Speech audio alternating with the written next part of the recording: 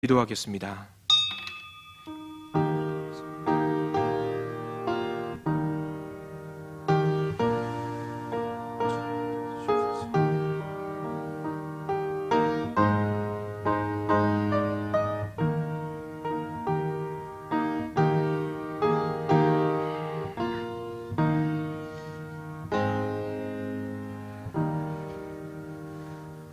사랑해 주님 감사합니다. 수요 예배로 함께 모이게 해주시고 주님께 찬양과 감사와 영광을 올려드릴 수 있도록 인도하시니 감사를 드립니다.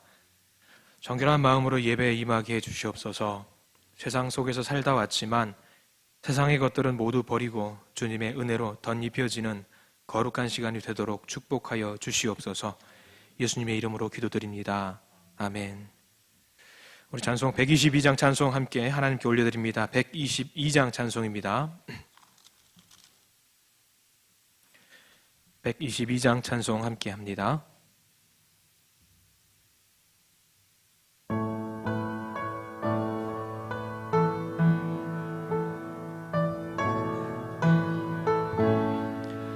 참 반가운 성도여 다 이리 와서 베들레헴 성 안에 가봅시다.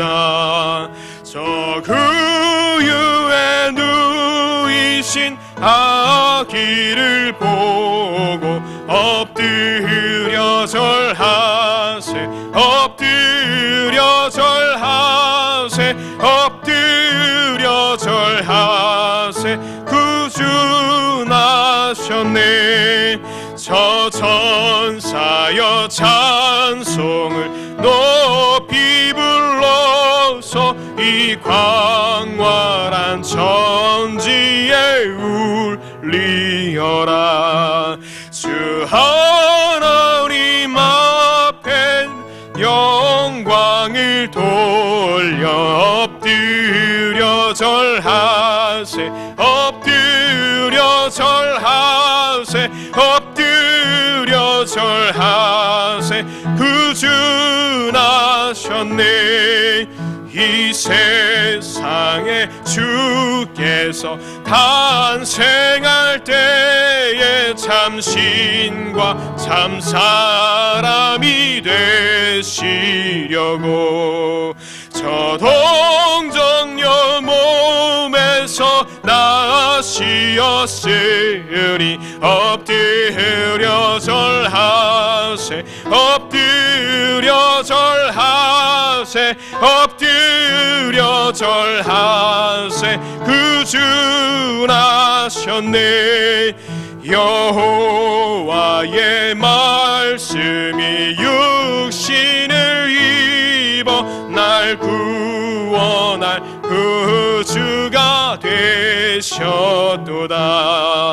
늘 감사한 찬송을 주 앞에 드려 엎드려 절하세 엎드려 절하세 엎드려 절하세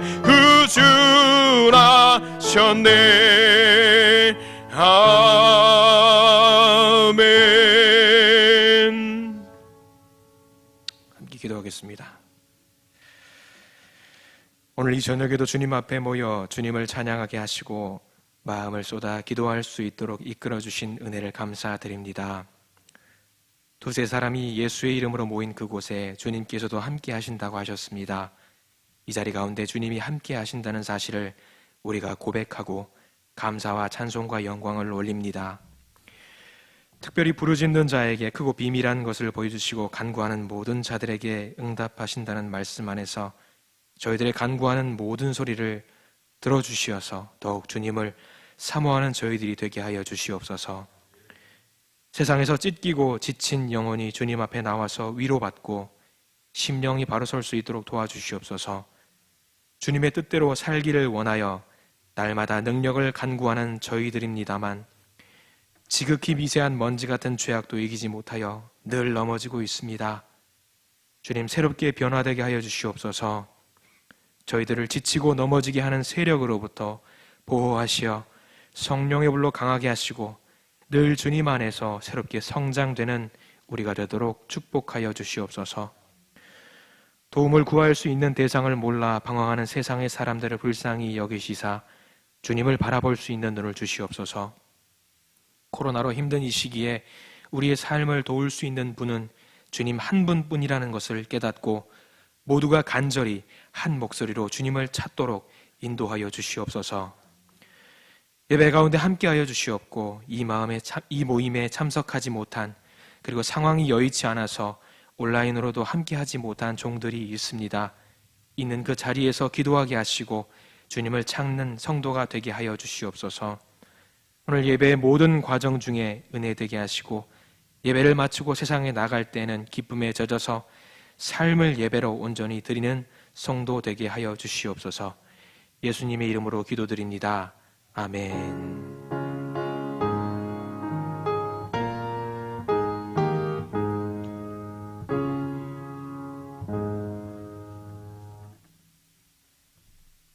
우리 시간 함께 말씀 보기를 원합니다. 누가복음 1장 57절부터 66절까지 말씀인데요. 우리 같이 한번 찾아보겠습니다. 누가복음이고요. 1장 57절부터 66절까지 말씀입니다. 신약성서 88페이지 정도에 있는 것 같아요. 누가복음 1장 57절, 66절까지 우리 한 목소리로 봉독해 올리길 원합니다. 누가복음 1장이고요. 57절부터 66절입니다.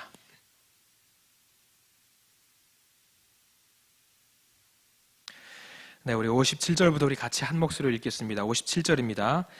엘리사벳이 해산할 기한이 차서 아들을 낳으니 이웃과 친족이 주께서 그를 크게 긍휼히 여기심을 듣고 함께 즐거워하더라. 8일이 되매 아이를 할례하러 와서 그 아버지의 이름을 따라 사가랴라 하고자 하더니 그 어머니가 대답하여 이르되 아니라 요한이라 할 것이라 하매 그들이 이르되 내 친족 중에 이 이름으로 이름한 이가 없다 하고 그의 아버지께 몸짓하여 무엇으로 이름을 지으려 하는가 물으니 그가 서판을 달라 하여 그 이름을 요한이라 쓰매 다 놀랍게 여기더라.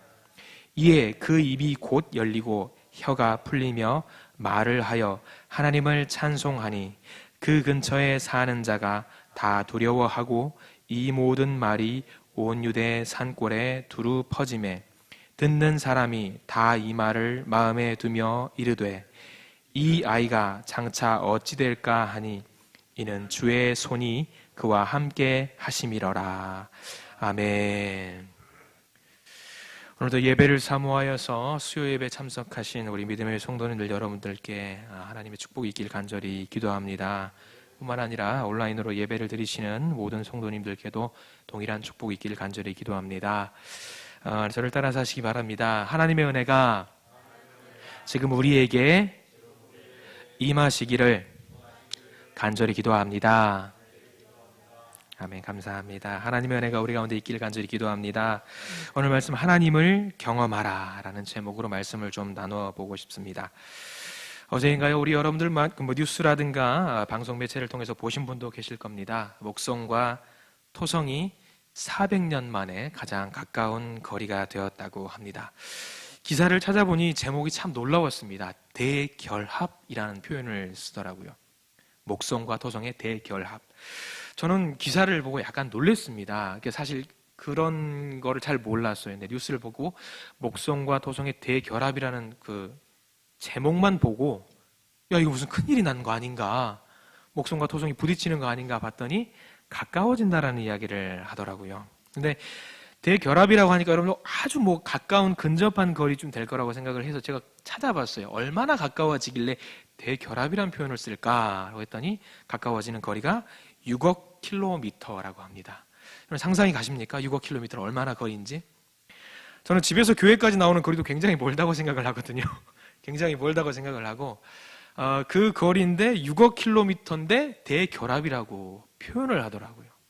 굉장히 놀랐습니다. 그래서 신기한 광경이고 경험이니까 꼭 여러분들 보시라고 그 방송에서 이야기를 했는데 과학이 발전됐잖아요. 그래 태양계 행성들과 별들의 원리를 좀 알고 있다는 사람도 이 6억 킬로미터를 가깝다라는 표현을 하는 걸 보고 참 우리가 지혜가 작다. 참으로 우리가 아둔한 세상 속에 산다라는 생각을 좀 많이 했어요. 알아도 사실 끝이 없지 않습니까? 예, 그렇습니다. 이 우주가 참 넓어요. 이 우주를 볼 곳도 없이 사실 우리 이런 표현을 쓰지 않습니까? 한길 사람 속도 우리가 알 수 없다라고 이야기를 합니다. 아무튼 우주는 우리가 언제쯤 알 수 있는지 사실 가늠하기 어렵습니다. 그런데 이 우주를 생각하면서 이 대결합이라는 이 기사 제목을 보면서 하나님을 생각하지 않을 수가 없었습니다. 우리가 이 지구라는 조그만 땅덩어리에서 살면서 지구도 잘 모르잖아요. 그렇지 않습니까? 목숨과 토성이 그 먼 거리인데도 대결합이라고 표현하는 걸 보면서 잘 모르는데 대결합이라고 표현하는 걸 보면서 이 우주 만물을 지은 하나님을 우리가 알려고 얼마나 우리가 아둥바둥 애를 쓰는가 생각을 하는가 보면 정말 하나님 알기는 어렵지 않나 생각을 참 많이 하게 됩니다. 그럼에도 불구하고요, 오늘 본문은 하나님을 아는 사람과 알지 못하는 사람을 극명하게 나누는 이야기가 담겨 있습니다. 자, 간단하게 정답부터 말을 한번 해 볼까요? 하나님을 안다고 하는 사람은 그 심중에 누가 자리하고 있는 겁니까? 스스로 대답을 한번 해보세요. 그 심중에 누가 자리매김하고 있는 거예요? 하나님이 자리매김하고 있는 거 아니겠습니까? 그렇죠? 하나님을 안다고 하는 사람들은 그 심중에 분명히 하나님이 자리하고 계십니다. 그러나 하나님을 알지 못하는 사람은 그 심중에 누가 자리하고 있는 걸까요? 바로 자기 자신이 자리매김하고 있는 거예요. 하나님은 온데간데 없이 자기 가슴 속에 자리매김하고 있습니다. 자기를 아는 사람. 여기에 있는 모든 사람들은 하나님을 아는 분들인 것을 저는 믿어 의심치 않습니다. 그리고 그냥 아는 분들이 아니세요. 여기 계신 분들은 하나님을 아주 잘 아시는 분들이지요. 예전에도 우리가 말씀을 통해서 나누었던 적이 있습니다. 신약 성서의 헬라 문화권에서는 안다라고 하는 표현은요, 그냥 머릿속에 지식을 그냥 집어넣는 차원에서 끝나는 것이 아니에요. 이 안다라고 하는 것은요, 행동한다라는 의미를 담고 있어요. 행동한다. 그러한 의미에서 하나님을 알아도 정말 제대로 알고 계신 분들이 여기 계신 것이라고 저는 믿어 의심치 않습니다. 하나님을 아는 사람들은요, 모든 심중에 그 하나님이 자리매김하고 있어요. 그래서 고린도전서 계속 3장이라는 거 6장 여러 곳에서 표현을 하고 있습니다. 우리 몸을 누구의 성전이라고 하죠? 하나님의 성전이라고 표현을 합니다. 그런데 우리가 하나님을 알고 있음에도 불구하고 하나님의 역사하심을 의심할 때가 제법 많아요. 어떤 면에서 하나님의 역사하심 자체를 거부하는 사람들도 분명히 있습니다. 그러면 이렇게 물어보는 분들이 계십니다. 아니 목사님, 그게 무슨 말씀입니까? 우리는 그것을, 하나님의 역사하심을 거부한 적이 없습니다. 자, 그럴까요? 자, 이 이야기는 저를 포함해서 모든 사람들의 이야기입니다. 신앙생활하는 모든 사람들은요, 매일의 삶 속에서 우리 입으로 고백을 합니다. 하나님을 경험하기를 원합니다.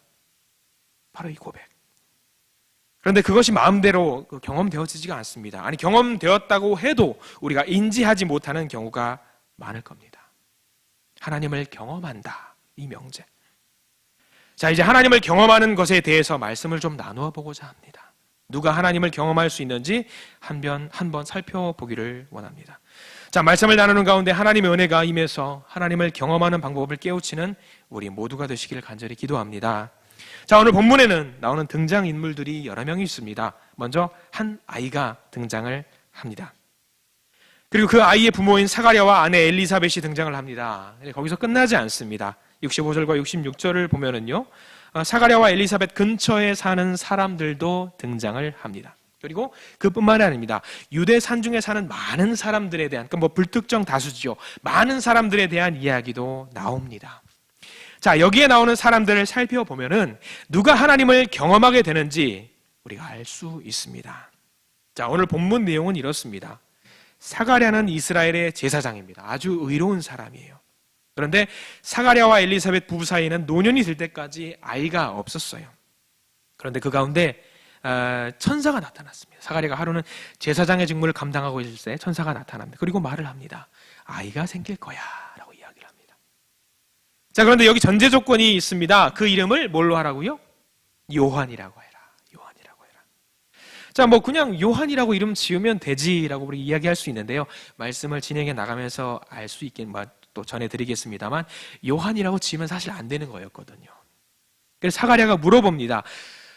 저는 나이가 많이 들었습니다. 아내도 나이가 많이 들었습니다. 그런데 어떻게 아이를 낳을 수 있겠습니까? 라고 물어보죠. 천사가 그 말을 듣고 이렇게 말을 합니다. 너 하나님의 말을 당초에 믿지 못하니까 이 일이 이루어질 때까지 너 말 못하는 사람이 될 거야 라고 이야기를 합니다. 하나님께 제사 드리는 그 예배 드리는 모든 과정을 마치고 나와서 사가랴가 말을 못합니다. 사람들은 그를 보면서 신기하게 여겼습니다. 왜 말을 못하지? 아무튼 10달이 지난 후에 엘리사벳은 아들을 낳습니다. 엘리사벳이 그때 당시 50대 중후반, 그리고 사가랴가 60대라고 학자들은 말을 하고 있습니다. 이때 아이를 갖게 됩니다. 여러분들 어떨까요? 평생에 아이가 없었는데 환갑이 넘어서 노년에 아이를 가졌어요. 놀랄만한 일입니다. 너무 좋은 일입니다. 너무 행복합니다. 그래서 오늘 성경 말씀에서는 친족들이 와서 기뻐해 준다라고 이야기를 하고 있어요. 주변 지인들이 와서 이야기를 해줍니다. 너무 기뻐해 줍니다. 그리고 절차에 따라서 8일이 지나니까 뭘 합니까? 할례를 합니다. 그리고 그 다음에 뭘 하냐면 이름을 짓게 됩니다. 자, 우리 어떻습니까? 이름 그냥 막 짓지 않잖아요. 원래는 우리나라는 어떻습니까? 돌림자라고 해가지고 그 같은 세대 아이들은 같은 글자가 들어가는 이름을 짓는 규칙이 있습니다. 저 같은 경우는 제 윗분 어른들은 뒷글자 호자가 들어가요. 요즘 그렇게 안 하죠. 제 때는 앞글자에 영자가 들어가는 그 형제가 있어요. 제 밑에 아이들은 준하, 준영이니까 무슨 글자 돌림 같습니까? 앞글자에 준이라고 생각하시기 쉽죠? 아닙니다. 이게 무슨 웬말이에요? 안타깝게도 그 규칙이 제 세대 와서 좀 무너졌어요. 제 뒷글자에는 그 상자가 들어가요. 상자가 아이가 준하, 준영인데 상자가 전혀 안 돼요. 우리 아이 맞습니다. 우리 아이 맞는데 상자 돌림이 아니에요. 형님네 아이가 큰 조카가 이름이 준상으로 했어요. 상자 돌림을 제대로 했죠. 근데 그 다음 아이의 이름을 지으려고 하니까 도대체 이름이 생각이 안 나는 거예요. 이번에도 한번 말씀을 드렸던 것 같아요. 그래서 금상, 은상, 동상, 뭐 책상, 걸상, 밥상만 생각이 나는 겁니다. 그래서 이름을 어떻게 지어야 되나 큰일 났습니다. 그래서 고민을 많이 해서 큰 조카가 준상이니까 형 미안한데 준자 돌림을 해버리자. 아버지께 물어보니까 니네들 마음대로 해라. 그래가지고 준자 돌림이 돼버렸어요. 아무튼 이런 룰들이 있어요. 그렇지 않습니까? 요한의 때도 마찬가지예요. 복잡하지만 이런 뭐 돌림자 같은 룰이 있었다라는 거예요. 가족 간에 족보상의 아버지나 또 그 아버지의 아버지나 뭐 친척 간에 그 이름이 등장을 하는 그 이름을 써야 되는 룰이 있었어요. 왜냐하면 조상의 축복과 가문의 정체성이 이어지기를 바라는 마음이 그 이름에 드러나야 되는 것이거든.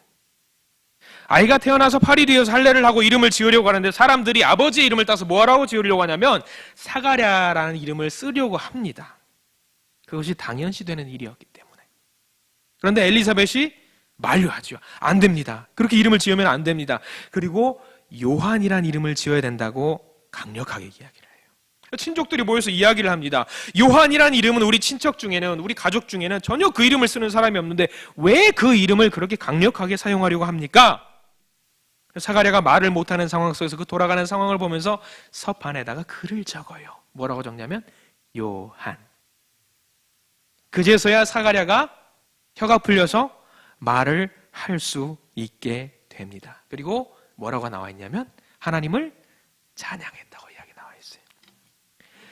자, 엘리사벳의 임신을 하고 있었던 10달 동안 말을 전혀 못하는 사람이 요한이라는 이름을 쓰니 말을 할 수 있게 되어버린 거예요. 이 소문이 동네방네 퍼졌겠죠. 동네방네 퍼졌겠죠. 그런데 오늘 주의 깊게 집중할 것은 이 소식을 들은 사람들의 반응, 그 주변에 있던 사람들의 반응입니다.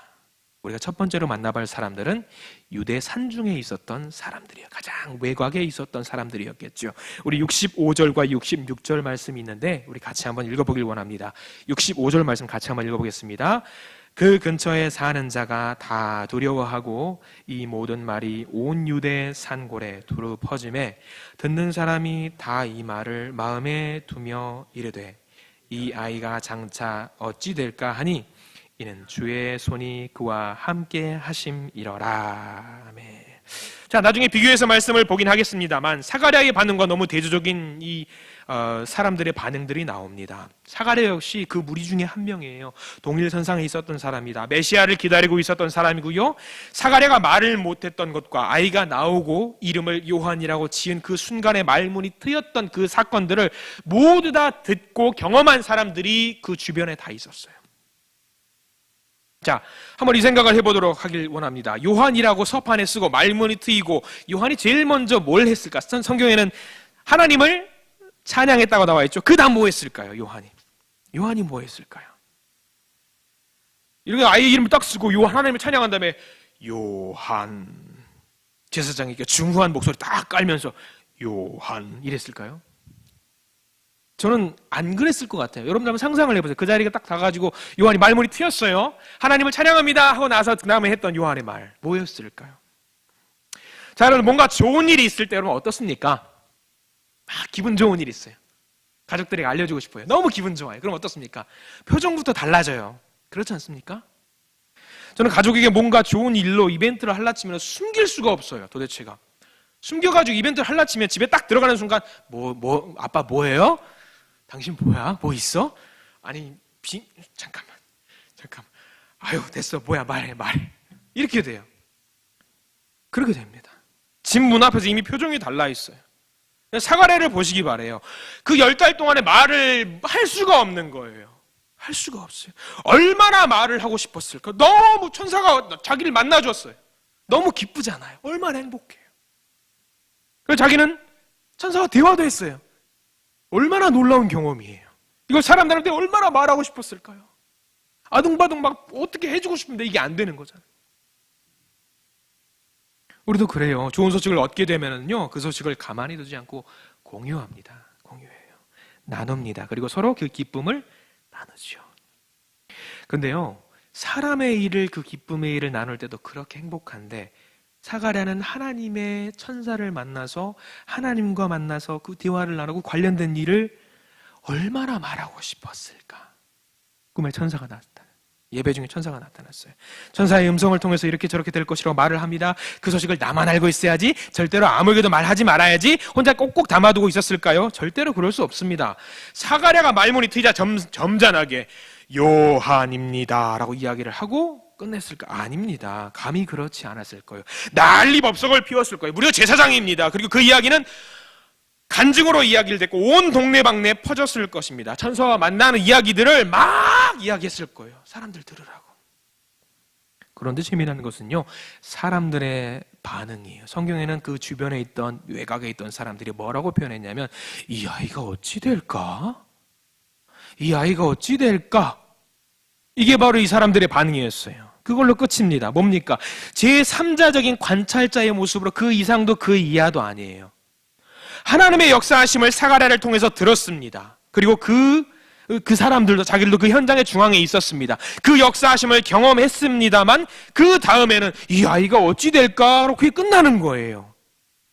마치 한 편의 드라마를 보는 것 그 이상도 그 이하도 아닌 것과 같은. 여러분 재미난 드라마 보면 어떻습니까? 그 다음 내용이 궁금해지잖아요. 예고편을 봅니다. 예고편을 보면서 아이고야 저런, 그 다음 어떻게 될까 궁금해하잖아요. 감탄사람에서 봅니다. 그리고 일주일 동안 빨리 동동동동동 구르면서 기대합니다. 몰입이 됩니다. 그런데 외곽에 있었던 사람들은요, 그 이야기를 듣고 나서 한 편의 드라마를 본 것과 같은 그 이상도 그 이하도 아닌 그런 느낌으로 그 소식을 접했다라는 거예요.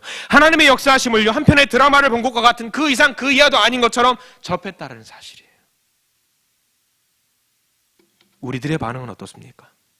우리들의 반응도 그 수준에 멈춰 있어서야 되겠습니까? 하나님의 역사하심을 경험했다면 과연 우리가 드라마 한 편 보는 것처럼 그 한 편 기대된다라고 가만히 있어서야 되겠습니까? 아니에요.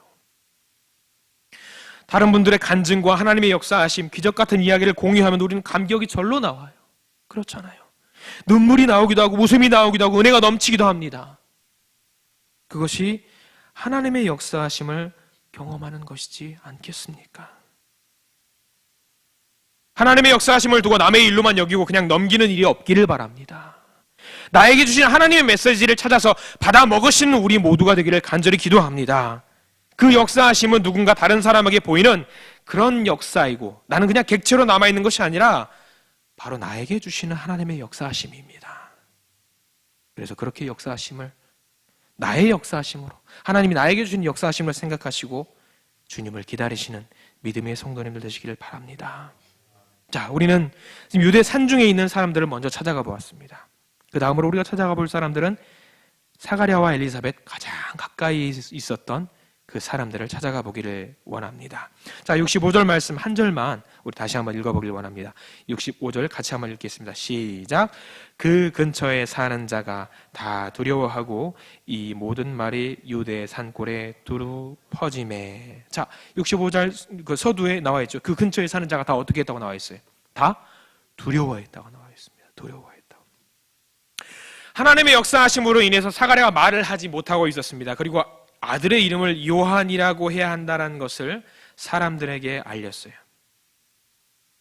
그리고 성경에는 그 근처에 사는 자들이 두려워했다고 증언하고 있습니다. 아마 그 근처라고 하면은요, 사가랴 내외의 지근거리에 살고 있었던 사람 또는 뭐 친척 뭐 그런 사람들이 될 것이라고 생각을 할 수 있을 것입니다. 아마 그건 동네 사람들이겠지요. 자, 이들이 하나님을 경험하는 것을 보고 두려워했다고 나와 있어요. 왜 그랬을까요? 왜 그랬을까? 왜 두려워했을까? 자, 그들 모두가 사가랴가 제사장의 직무를 감당하다가 말을 못하게 되었다라는 사실을 다 알고 있었습니다. 여러분들 구약 성서 시대부터 그렇습니다. 말을 못하게 되고 제사장이 예배를 드리러 가다가 예배하다가 작은 실수라도 범하게 되면 구약에서는 어떻게 돼 있었어요? 그 자리에서 직사하게 됐었어요. 그렇습니다. 근데 제사장이 예배를 드리러 갔다가 나왔는데 말을 하지 못하게 되었어요. 그럼 여러분 무슨 생각을 할 것 같습니까? 제일 먼저 무슨 잘못을 저질렀을까 저자가? 자, 그런데요, 우리는 말을 못하다라는 사실만 하나만 알고 있는데 우리 62절 말씀 한 절이 있는데 우리 성경 말씀 같이 한번 보길 원합니다. 62절 같이 한번 읽어볼까요? 시작. 그의 앞에 몸짓하여 무엇으로 이름을 지으려 하는가 물으니라고 나와 있어요. 자, 62절 말씀 뭘 말하는 거냐면은요, 그 친척들이 이름을 지으려고 사가랴에게 물어보는 거예요. 그럼 사가랴에게 말을 하면 되잖아요. 그럼 사가랴 들을 수 있잖아요. 근데 62절 말씀은 말을 하지 않고 뭘 했다고 나와 있냐면 몸짓으로 의사전달을 하려고 했다는 거예요. 그러면 사가랴가 말을 들을 수 있다 없다? 62절 말씀 한 절만 가지고는 사가랴가 말을 들을 수 없다. 자, 말을 할 수도 없고 들을 수도 없다. 그럼 이건 뭐예요? 우리가 속된 말, 그냥 세상 말로 속벙어리가 된 거예요. 벙어리가 된 거예요. 그냥 죄가 아니에요. 말하지도 못하고 듣지도 못하고 바디랭귀지로 말을 표현해야 되는 그런 상황이 되었습니다. 그러면 보통 죄가 아닌 거예요. 큰 죄를 저지른 것처럼 된 거예요. 사가랴 근처에 살고 있었던 사람들은 사가랴에 되어진 모든 일을 다 알고 있습니다. 말을 하지도 못하고 듣지도 못하고 엘리사벳이 늙은 나이에 아이를 갖게 된 것, 그리고 사가랴가 아들의 이름을 요한이라고 하자고 한 것, 정상으로 돌아올 수 있게 된 이 모든 기적과 같은 일들을 마을 동네 사람들은 다 알고 뭐라고 표현했냐면 두려워했다고 했어요. 그러면서 사람들은 생각하는구나. 벌을 받았구나. 하나님께 죄를 질렀구나. 뭔가 문제가 있구나.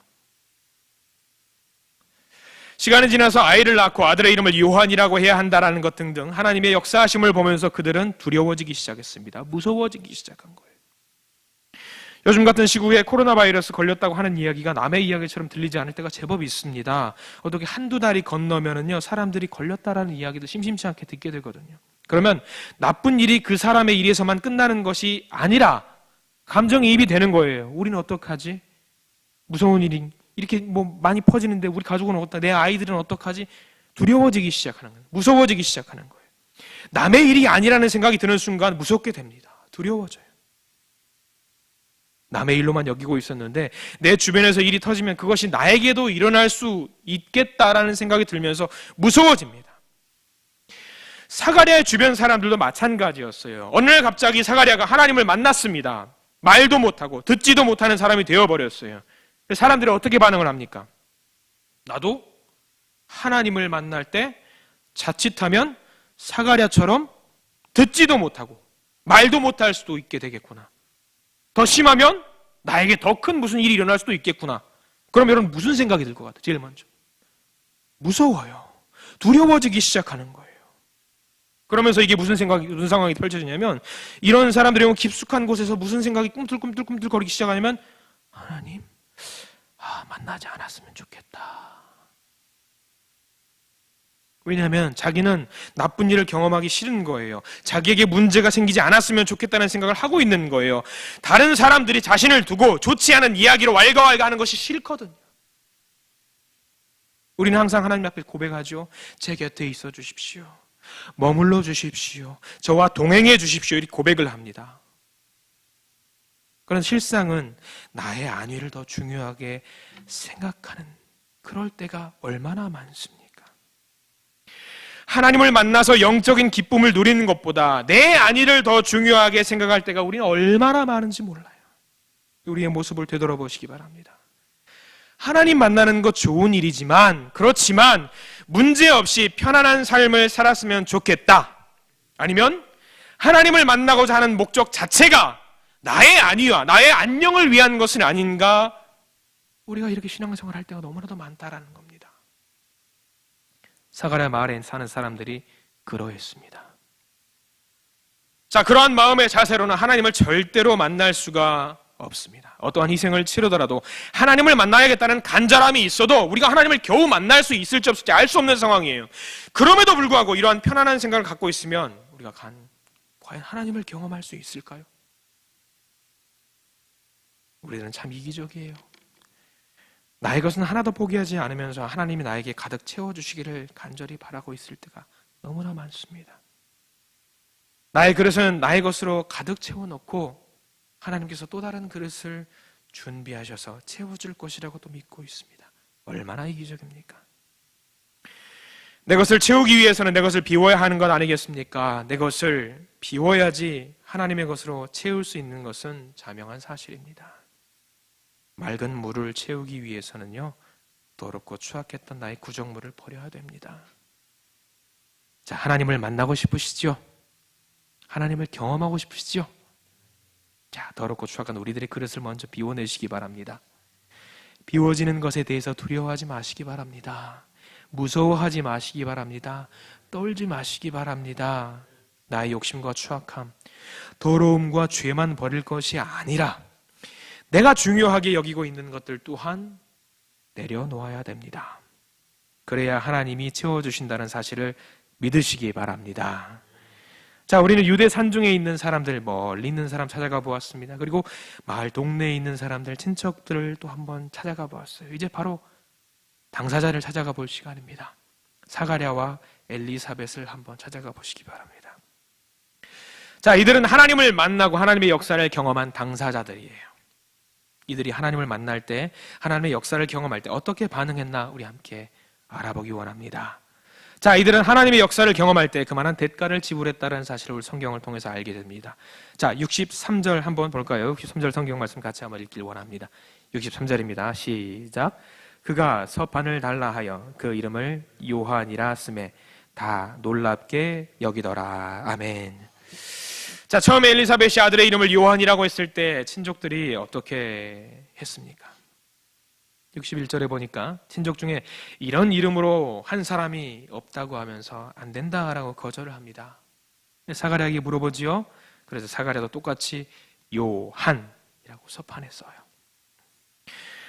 자, 사가랴나 엘리사벳이 가문 중에 요한이라고 이름을 지은 사람이 없다라는 것을 모르고 있을까요? 사가랴가 모를까요? 아닙니다. 제사장 가문으로 태어났어요. 족보를 쭉 꿰고 있을 사가랴가 늙은 할아버지가 될 때까지 그것을 모르고 있을까요? 아닙니다. 사가랴도 잘 알고 있어요.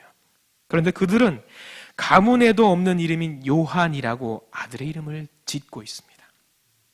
자, 이름이라고 하는 것은요, 뭐 철수야, 영희야, 뭐 하는 그렇게 뭐 그냥 짓는 것이 아니에요. 그 가문이 어떤 가문이고 뭐 하는 가문이고 어떤 축복을 받았으며 하나님 앞에서 어떤 정체성을 갖고 있는지를 집약한 것이 그 시대의 이름이었습니다. 그렇기 때문에 당연히 뭐로 지어야 되냐면 사가랴라고 지어야 합니다. 자, 또 좀 양보를 한다고 해도 사가랴 요한, 또 요한 사가랴 뭐 이런 식으로 지을 수가 있겠습니다. 그런데 그들은 아들의 이름을 요한이라고 지었어요. 자기 집안의 정체성을 모두 내려놓는 일입니다. 다 포기하는 일이. 그 이름을 포기하고 요한이라고 서판에 적게 되니까 사가랴의 입이 어떻게 됐어요? 요한이라고 적고 고백하니까 입이 열려버렸습니다. 열려버렸습니다. 자기의 정체성과 자기의 명예들을 내려놓는 그 순간 하나님의 역사를 경험하게 되었다라는 사실입니다. 하나님의 역사를 경험하기 원하십니까? 항상 드리는 말씀입니다. 아무 일도 하지 않으면 아무 일도 일어나지 않아요. 아무 일도 하지 않으면 하나님을 만날 수가 없습니다. 하나님을 만나기 위해서는 그만큼에 해당하는 일 우리가 경험을 해야 돼요. 무언가 해야 돼요. 하나님이 기뻐하실 만한 일들을 해야 합니다. 그럴 때 하나님이 역사하십니다. 하나님은 대가 지불을 정확하게 하시는 분. 자, 우리는 죄 가운데 태어났던 악한 사람들 아니었습니까? 우리의 악함이 어떻게 되었어요? 우리를 악함에서 데리고 오기 위해서 그만큼 대가를 정확하게 지불을 해야 됩니다. 어떤 대가를 지불했어요? 예수님의 피의 값을 정확하게 지불하고 우리를 죄로부터 데리고 왔습니다. 예수님의 피의 값을 주시고 우리를 정당하게 합법적으로 데리고 오셨어요. 대가 지불이 명확했습니다. 하나님은 이렇게 대가의 지불이 정확하신 분이에요. 하나님은 우리의 믿음을 보십니다. 그 믿음은 우리가 하나님 앞에서 나의 권리를 얼마나 포기하는지가 어쩌면 하나의 척도가 될 수 있습니다. 자, 우리가 믿음으로 우리의 소중한 것들을 내려놓을 때 그때 우리는 주님을 만날 수 있습니다. 그리고 그 역사에 우리는 동참할 수 있습니다. 바울 보세요. 바울은 어떤 대가를 지불했습니까? 바울은 자신이 탄탄대로 그 미래를 대가로 모든 것을 내리고 버리는 것을 지불했어요. 잘 나가는 사람이었어요. 다 내려놨습니다. 베드로는 어떻습니까? 자기의 어떤 고깃배를 포기했습니다. 안정적인 생활할 수 있는 모든 것을 포기했어요. 아브라함은 뭘 포기했습니까? 그의 아들 이삭을 포기했습니다.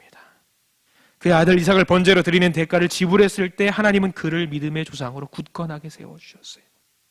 사가랴를 보세요.